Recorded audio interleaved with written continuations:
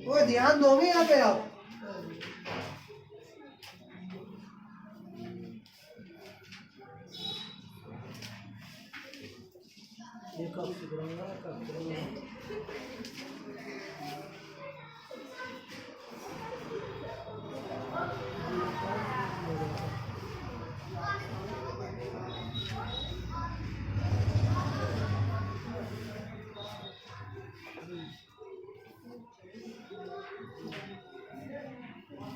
तो ये क्वेश्चन में पूछा गया कि सेल का 25 डिग्री सेल्सियस ताप पर ईएमएफ निकालें। इस अभिक्रिया में सेल का 25 डिग्री सेल्सियस ताप पर क्या निकालना होता है आपको? ईएमएफ निकालना होता है, ये ध्यान देना होता है।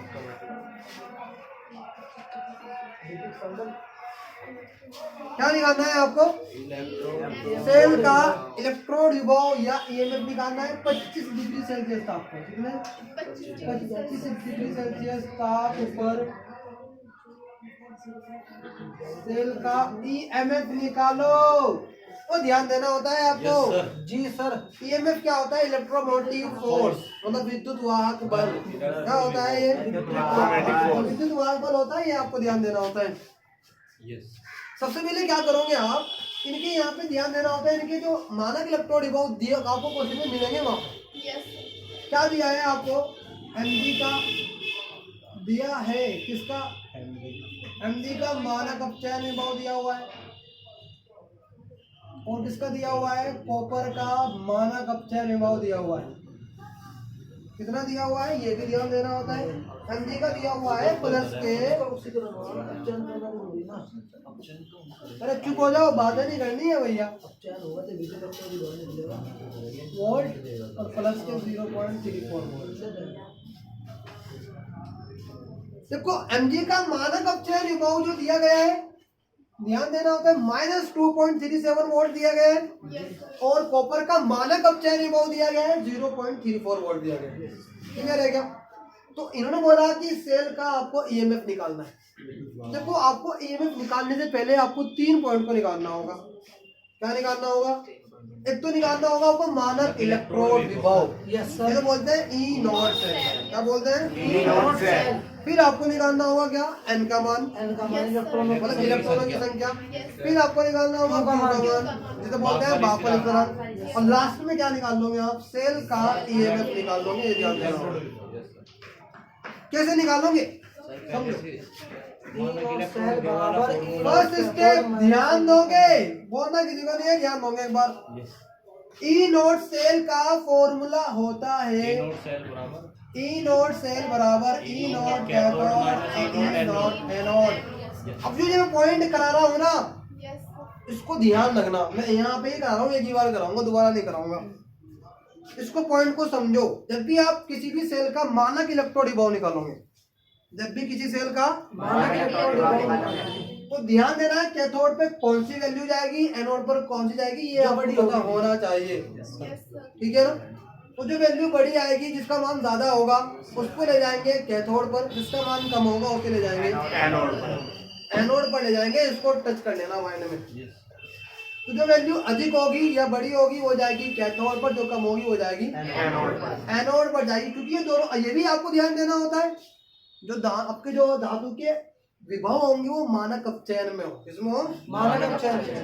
अगर मान लीजिए आपका एक विभव मानक ऑक्सीकरण में दिया है, एक आपका अपचयन में दिया है, तो पहले आपको कन्वर्ट करना होगा अपचयन में। किसमें कन्वर्ट करना होगा?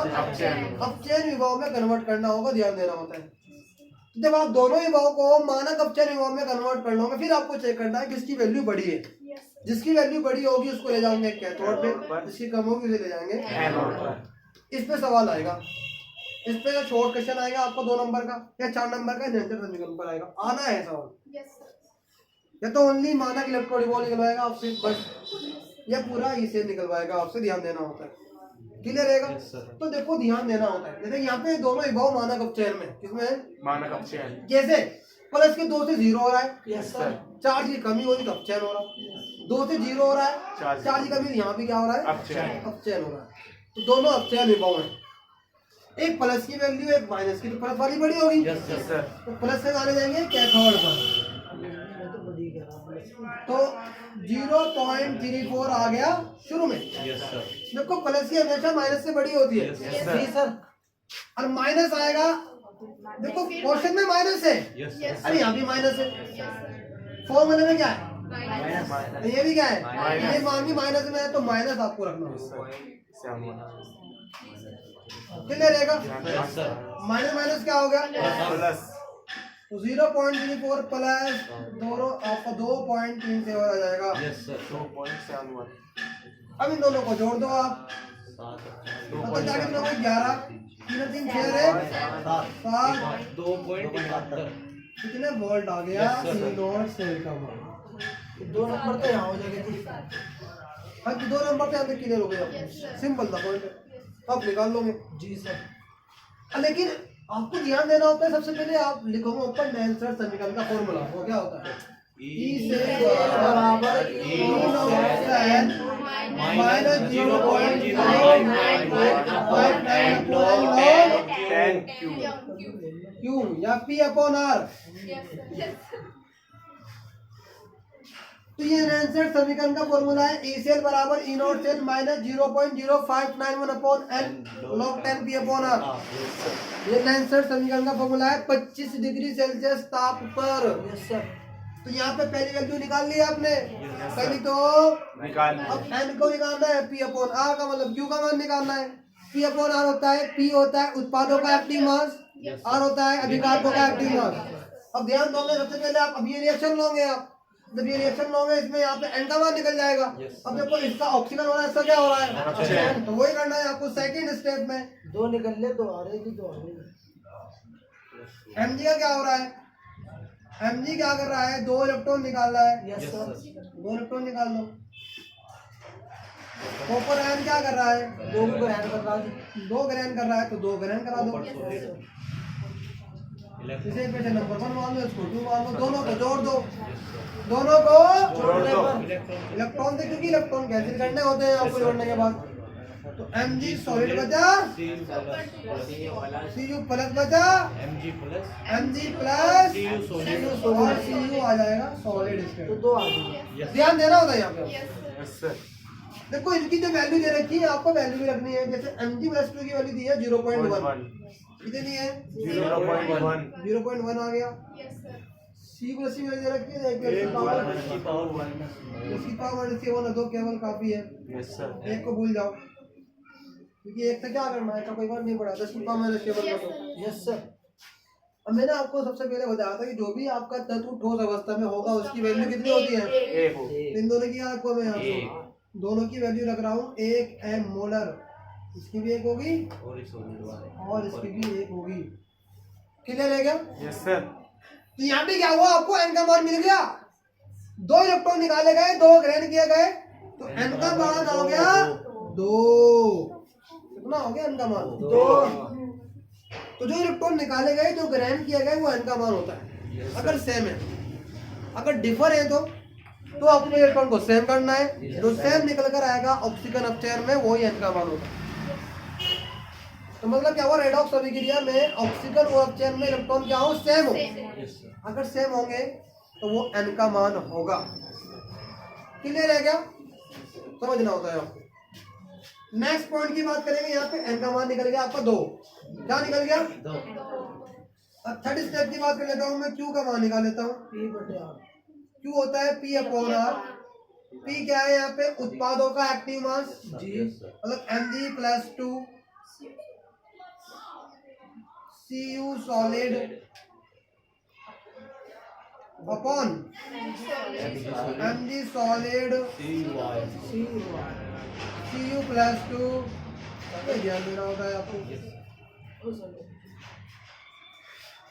क्लियर है क्या? Yes sir. अब यहाँ पे क्या करना है आपको? Q का मान निकाल लो। Mg प्लस 2 का मान कितना है? 0.1। Cu का मान 1। Mg सॉलिड का मान फिर 1। इसका मान 10 की पावर -1। 10 की पावर -1। माइनस को ऊपर ले जाओ, क्या हो जाएगा? प्लस हो जाएगा। तो Q का मान क्या हो गया? 0.1 10 की पावर -1 प्लस 1 क्या का मान आ गया कौन हटाओ नीचे 0 बढ़ा दो यस सर कैंसिल हो गया 10 10 यस क्या एक आ जाएगा एक टू का मान तो एक आ गया यस सर टू का मान तो एक आ गया एक आ गया भाई अधिकतर एक या 1/10 ही आया है जी सर। अबे एक आया 10 10 कैंसिल होता ये तो एक ही आया जी। अबे कुछ भी आया बेटा हाँ जी। ई नोट सेल का मान आ गया टू का मान आ गया एन का मान आ गया ये फॉर्मूला आपको दिखाई दे रहा है जो है ना साल का समारा जी भाई ले रहा है यार। ध्यान देना होता है आपको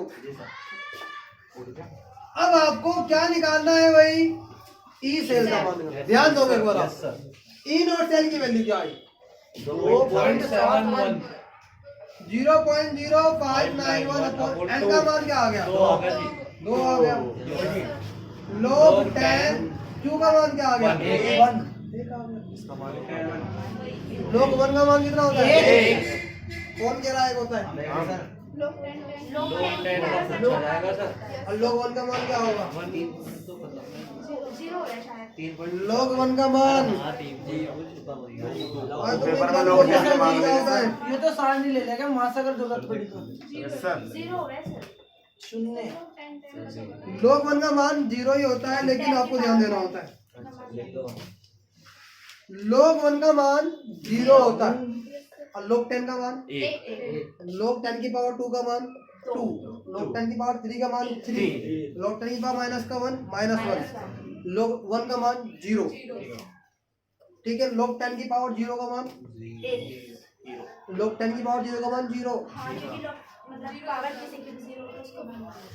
अब दिमाग लगाओ थोड़ा दिमाग देखो यहाँ पे ये इसका मान 0 कैसे हुआ मतलब कैसे हुआ देखो ध्यान दो 10 की पावर क्या आ गई 0 कितना होता है 0 जिसकी पावर 0 उसका मान 1 होता नहीं होता जी सर होता है नहीं का जिसकी पावर 0 ये मैं आपको पहले दिखा चुका हूँ अगर मान लो A की पावर 0 1 B की पावर 0 इसका कोई नहीं उसका एक अल्लाह जिसकी पावर 0 उसका मान 1 अब यहाँ पे ये 1 आया हुआ है तो मतलब यहाँ पर 10 की पावर कितनी होगी एक 0 होगी जी 10 की पावर 0 होगी 0 क्लियर है क्या समझ आता है ना आपके इसका मान तो 1 हो गया या 0 हो गया एक ही आएगा सर लोग 10 की वैल्यू अबे बता एक बात समझ लोग 10 और 10 की पावर 0 का मान तो 0 ही होगा यस सर 0 ही होगा 0 का मान तो जब ये 0 हो गया तो ये भी क्या हो गया 0 इसे काटे ना आप खत्म 0 तो क्या बचा चुका तू 2.71 खत्म टाटा बाय ये हिसाब का सवाल समझ आ गया किसी को कोई डाउट बचपन से बड़ी नहीं कि तंगी नहीं जी जबरदस्त